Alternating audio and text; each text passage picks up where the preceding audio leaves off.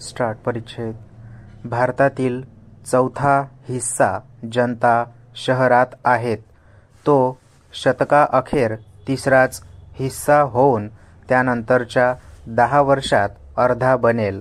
हा लोकवस्तीचा आलेख नुकताच लक्षात घेऊन भागणार नाही, तर त्याला चालना द्यावी लागणार आहे।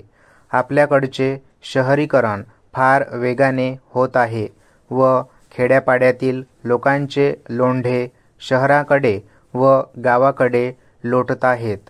अशा तऱ्हेचे काही नसून आपल्याकडील शहरीकरणाचा दोष त्याचा तिरकसपणा व एकांडेपणा आहे। ग्रामीण भागातून येणारा ओघ हा महानगराकडे अधिक आहे। यामुळे महानगरांच्या उत्पन्नावरचा ताण एकीकडे वाढतो आहे व जिकडून लोक येतात त्या गावांना वा खेड्यांना या लोंढ्याचा कसलाच खरा फायदा होत नाही। यासाठी शहरीकरणाचा तर्कशुद्ध विचार आवश्यक वाटतो।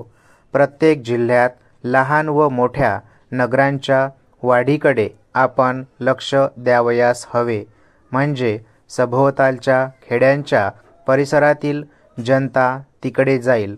यामुळे स्थानिक बुद्धिमंत व उद्योजक होता येईल।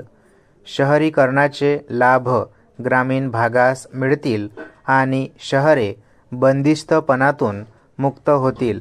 स्थानिक लोकाधिकार संस्थांना आलेला सर्वात वाईट वारसा म्हणजे पूर्वीच्या वसाहतवादी परकीय व्यवस्थेतून झालेले ग्रामीण व शहरी असे बळकटपणे वेगळे केलेले कप्पेबंद बंदिस्तीकरण। परिच्छेद। आज स्थानिक लोकाधिकार संस्थांकडून असणाऱ्या अपेक्षा व त्यांची कामे आणि 107 वर्षापूर्वी ब्रिटिशांनी येथे आणलेली संस्थांची येथील शहरास लावलेल्या पद्धतीपासून असणाऱ्या त्यांच्या तत्कालीन अपेक्षा यात कमालीचे अंतर पडले आहे। तत्कालीन वसाहतींचे शासक शहरी वस्त्यांकडे भोवतालच्या खऱ्या परिस्थितीकडे डोळेझाक करून सुखासीनपणे पहुडण्याचे विश्रांती स्थान म्हणून पाहत असत। ते ड्रेनेज व्यवस्था, पिण्याचे पाणी, रस्त्यावरील दिवाबत्त्या व सफाई ही केवळ त्यांना व त्यांच्या निकट आश्रितांना आवश्यक गरजा म्हणून बघत। ग्रामीण भारतीयांना या गोष्टी गरजेच्या नाहीत असेही ते मानीत होते। स्वातंत्र्योत्तर 4 दशकात वातावरण बदलले।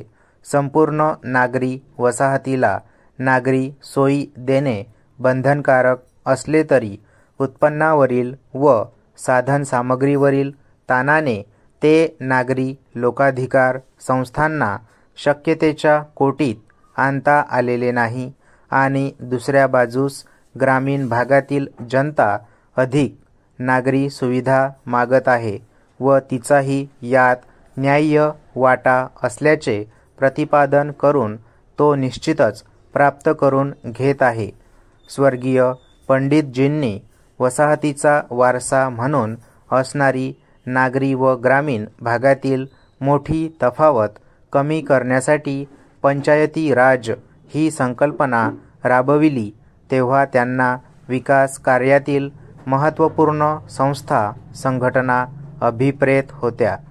काळाच्या ओघात पंचायती राज मधल्या संस्था थंडावल्या असल्या तरी तत्वतः त्या विकासाची यंत्रणा म्हणून काम बघत आहेत। स्टॉप।